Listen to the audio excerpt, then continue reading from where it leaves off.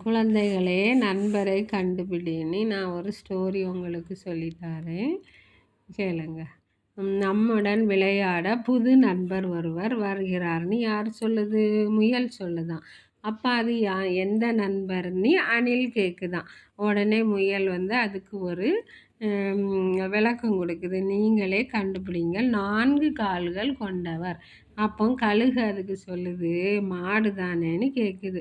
இல்லை இல்லை, முயல் சொல்லுது, இல்லை இல்லை, கூரான கொம்புடைய பெரிய உருவம் அப்படின்னு சொல்லுது. அப்போ குரங்கு அடுத்து சொல்லுது, நான் சொல்லட்டுமா அப்படின்னு கேட்குது. அப்போ முயல் சொல்லுது, சொல்லுங்க சொல்லுங்க, அது நீண்ட தும்பிக்கையுடைய யானை தானே அப்படின்னு கேட்குது. இல்லையே, யானை இல்லை. அடுத்து ஓனான் சொல்லுது, அப்போனா எனக்கு தெரியும், சிறுத்தை தானே அப்படின்னு.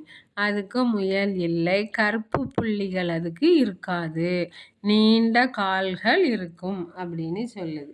அடுத்து அது ஓனா என்ன சொல்லுதுன்னா, அப்போ வரி குதிரையா அப்படின்னு கேட்குது. முயல், இல்லை இல்லை, கருப்பு வெள்ளை வரிகள் இருக்காது, நீண்ட கழுத்தை கொண்டவர் அப்படின்னு சொல்லுது. உடனே கிளி, அப்போ எனக்கு தெரிஞ்சுது.